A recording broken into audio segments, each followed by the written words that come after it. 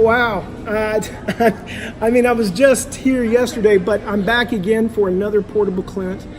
I don't know why I'm doing this interview. I'm actually interviewing a competitor of mine. I mean, I am really baffled. I mean, look at the way he shows up. Come in here, Nick Bush. Look at this. Look at this guy. He is literally one of my biggest competitions. Yeah.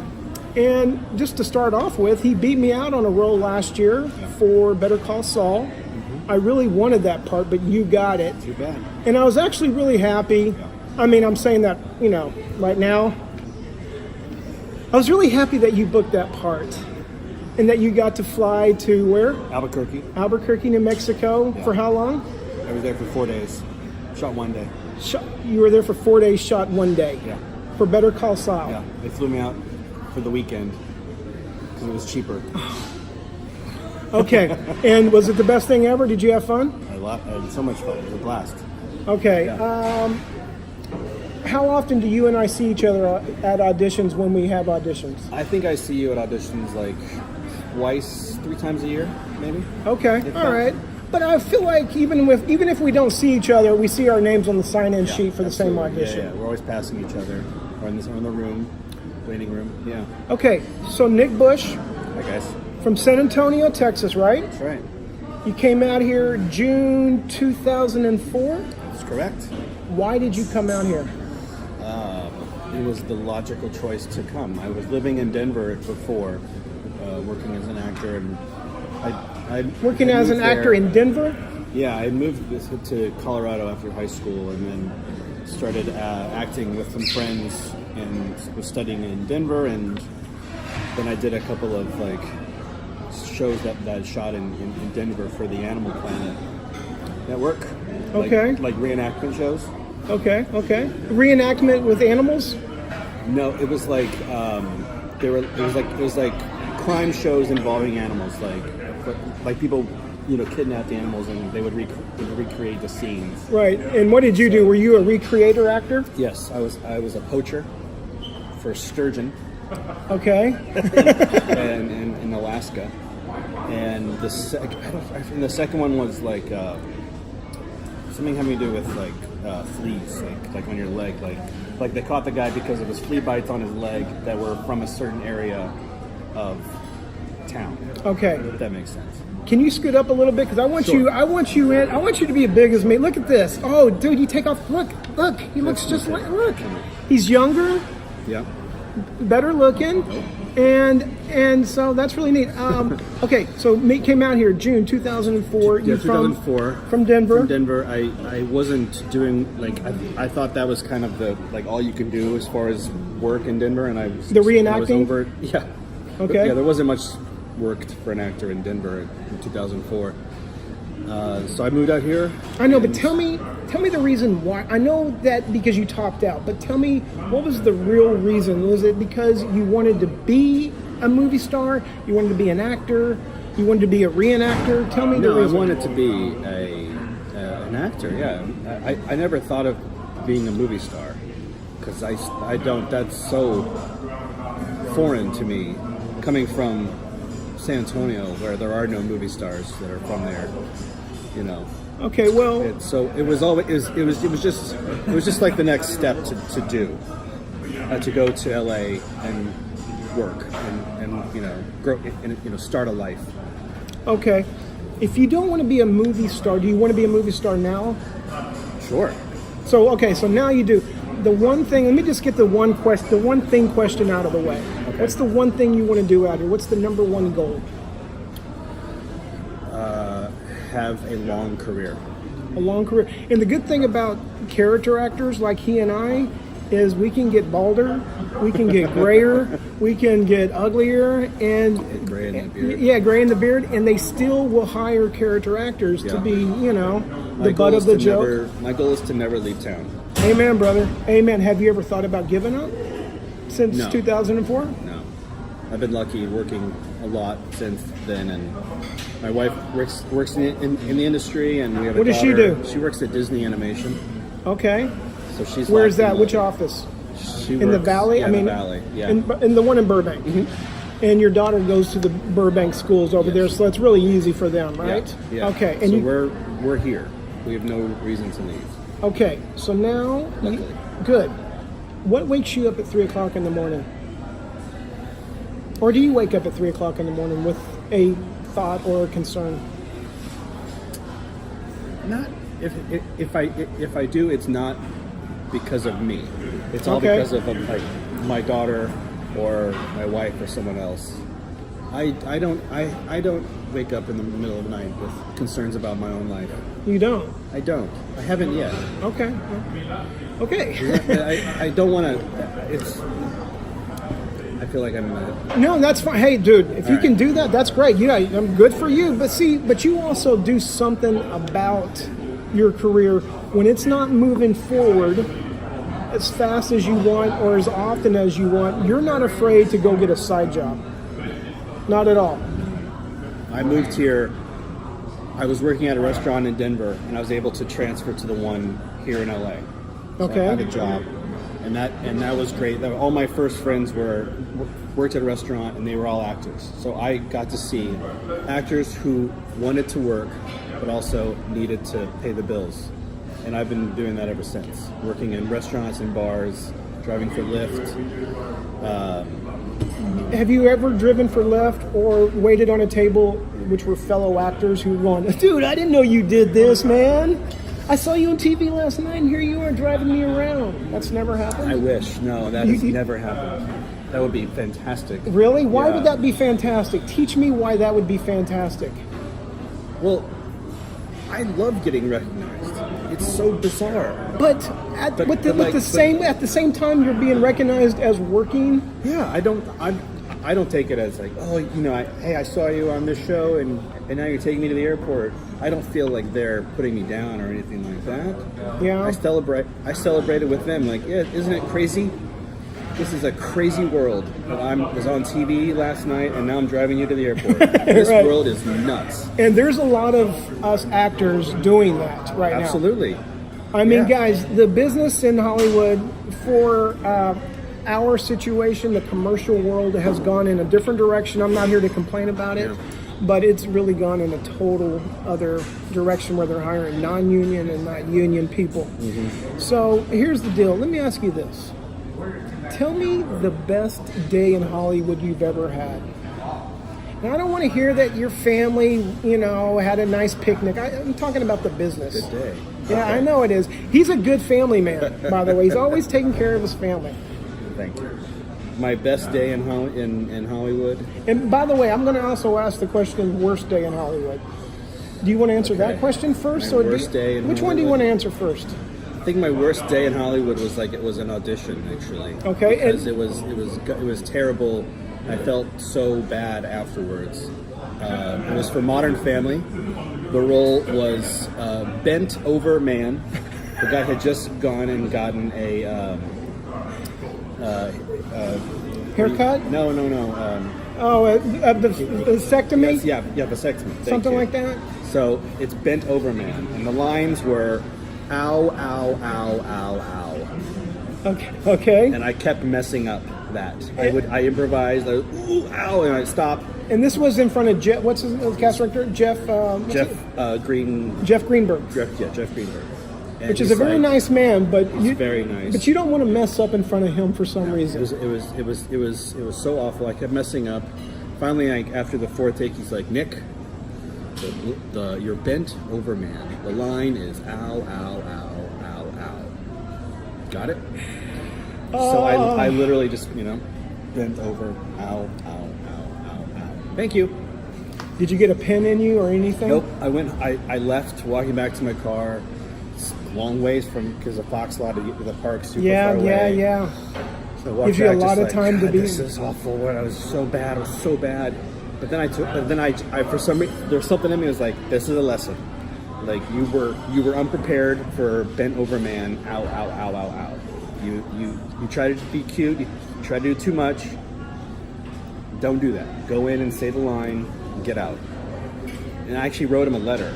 Did you? Thanking him like that. I messed up and thanked him for a lesson that I learned that I just said. and I have not been back since. How long ago was that? 2014, 15? Oh. Yeah, maybe he hasn't gotten the postcard yet. Okay, all right. So that was the worst day. And it's amazing how an audition, just an easy audition, can really kick you in the gut, make you second guess everything, especially the words ow, ow, ow, ow, ow. Yeah. Okay, best day in Hollywood. Best day in Hollywood. There have been a lot of great days in Hollywood. I will say that. There's been great. I don't know that I've had the greatest day, the best day. Well, okay. I would say that, I don't know, man. That's hard. I apologize. No, that's totally fine. There's so many good days. Okay, well, listen. To me, it will always come back to getting the gig. Like the day I find out about booking the gig, that's always the best high for me. Yeah. Because nothing has ever topped it before. Yeah. What was your favorite booking? How about that? Okay, this is up there. I booked 5 spots for DirecTV.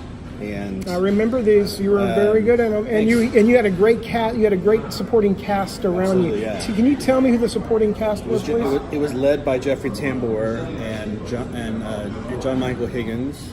Okay. And Mark Evan Jackson. All of these guys are pretty much connected to another one director. Did this one director who you're going to tell me is? He did not. Christopher Guest did not direct these. I could have sworn I would have bet the whole ranch and farm that it was Christopher Guest who directed. He directed the first ones. Okay. These were the so second. I was close. Yeah. So, but he hired the original cast. Yes. Okay, I knew there was some connection. Fred Willard was there as well. Right. So finding out that I booked that job. And it was how many? It was like 6 gigs, right? Six commercials. Yeah, 6 spots. They ran 5, and having to wait a whole year for them to run was excruciating. That's tough, guys, because they never tell you when they're coming out. You just have to wait for a phone call, a text, going, "Dude, I just saw you on TV." And I put a lot of stock in those running. This is going to pay for a lot. This is great for my career. This is a boost. And having to wait a whole year for it to come out, thinking it's not going to come out, because AT&T had merged with DirecTV. So I thought, well, this is I'm screwed. Yeah. But then they ran, and I'll never forget, October 1st, 2015.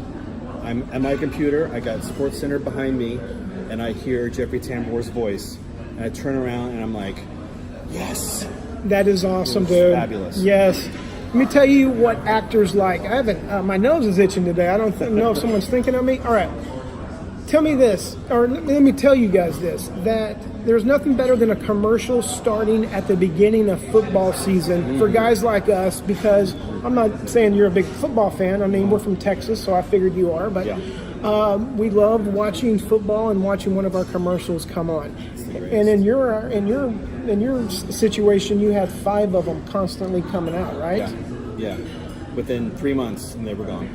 All right. Now let me ask you this. You get a theatrical audition tomorrow, okay? First of all, how do you find out that you have a theatrical audition tomorrow? My agent will call me. She will call you on the phone? No, she will email me. Okay. Email you. She will email me the information with the sides. Okay. And go from there. Okay, so you get the sides. Let's just say, because we do character work from 1 line to 15 lines. I want to know about your 5-line audition. When do you look at your sides to study, to rehearse for tomorrow? I look at them nonstop. Do you really? For a little bit. Tell me exactly what you do. I will. So, for 5 lines, I will go over it for about 20 minutes to an hour, just looking at it, reading the whole page, just reading up an idea of where I fit in, what's happening. Because a lot of times there is no information about that. No. It's just man number 1, and that's you. And so I will go over it, and then for an hour. I'll put it away, and then okay. I'll come back to it, and then the next day I will go over it in the waiting room, say it out loud a bunch, and then I always just go in with a sense of like, I don't know what this character is or, you know, what he's really about, but I'm just going to do my best job and go from there. So, see, I like to under-prepare and over-deliver. Okay. I don't know how it works out the majority of the times, but I'm always mad at myself that I don't prepare more. But I find myself having a hard time looking at the same lines over and over. I'm like, okay, I got that. Yeah, right. So anyway, I just wanted to maybe if you had a new trick that you could teach me, but it sounds like you just you study. I study. I try to go off book as best I can, but I always bring in the script, and I always ask questions. You do ask questions. Absolutely, yeah. Just ask, like, you know, where if it's specific to like where are we, you know, is the person I'm talking to, you know what is her situation, what is his situation, just to get an idea of how I fit into this. Nick, why do you want to be an actor? I know you want to, but what can you do with if you become an actor? How can you better people by you becoming an actor? I think the best thing that an actor can do and that I can do as an actor is just be myself. And I can, and that is the best. That is the only way to be an actor, is to put yourself in the character, into the job. You know, be yourself always. Which he and I play dumb guys a lot. Right. Dumb dads. Dumb dads. Yes. And I love that. Best. It really is the best because you really just all you have to do is just show up. I'm not saying we're dumb, but it sure does help when, I mean, they're just fun parts to play anyways. Yeah. Mm-hmm. Okay, really quick, we're going to kind of start summing this up, but I want to talk to you about San Antonio. How Please. often do you go to San Antonio? Not enough as I'd like to. I go about once a year. When you come back from San Antonio, do you bring anything back with you? Like I always bring Whataburger back. I brought this hat back with me. From where? Paris Hatters. Yep, that's an awesome San Antonio, place. Texas. Okay, what do you bring? Anything else? I will bring home some Taco Cabana tacos. Nice. If I can. Bill Miller's barbecue, if I can. You know. They have the best sweet tea. Yes, it comes in a bucket. Yeah, it sure does. It sure does. Do you ever bring back tamales? I do. I have before, yeah. What about Whataburger? I freeze them. I bring home Whataburger because there's one right next to the airport now. There's a Whataburger inside the new Spurs arena. Are you serious? Yeah. How often do you go to Spurs games? Not enough, man. I've Okay. only been to one in like 10 years. I know we're winding down, but this is like we're really winding down Yeah. now. So let me ask you this. Are you a proud Texan? Yes. Why are you a Dodger? Why are you a Chicago Cubs fan? So as a kid, the Rangers and Astros were only on like cable TV, and they weren't on all the time. Right. It's hard to find HSE. But WGN, Home Sports Entertainment, was HSE. Sure. But you could find WGN and you could find TBS. So there was the Cubs and the Braves were always on. That is true. As a kid, I would watch Cubs games. On WTBS, it was also. Yeah. Did you say that? On TBS, that was the Braves. Yeah. So it was the Cubs and the White Sox you would watch, and I just gravitated towards the Cubs. And my dad became a Cubs fan through me, and we just stayed fans. And you guys go to the games, right? Like you go to preseason and stuff like that. I had before, yeah. And you guys look like you have a fun time doing We had a that. blast. We met Anthony Rizzo, first baseman. Yeah. And he was so nice. It was cool. Yeah. We love going. Have you taken your daughter to a Cubs game yet? No. Is she becoming a fan of the Cubs because she sees Dad watching? She likes the Cubs. She likes the Dodgers, but she's from here, and her friends are Dodger fans, and that's great. She can be a fan of whoever she wants to be. I don't care. Okay, well, that's good. All right, listen. Those people out there, in case there's an actor like us, he's in Montreal or he's in Iowa or maybe even Nebraska thinking about coming out here, what would you tell him right now? Don't be afraid. Come out here. You know, try your best. And if you have to leave, it's okay. Yeah, that is true. You can always come back. This place is not going anywhere. Yeah. I was talking to Irene White the other day. She left, came back, and then booked 22 episodes of Superstore. Right. Yeah. So even if you quit, that doesn't mean you're done. It's fine. It's okay. You are building muscles for this job. And if you have to leave, leave. It's fine. Here's the way I'm going to end with Nick Bush. This dude loves. He loves. I've never seen or heard anything bad about him. All I see is a big heart from you. Would you agree that you have a big heart for people? Yeah, I do. Nick, do me a Always favor. love. Look at that, dude. Maybe that's where I got it. Nick, do me a favor. Yes. Say goodbye to them. Goodbye.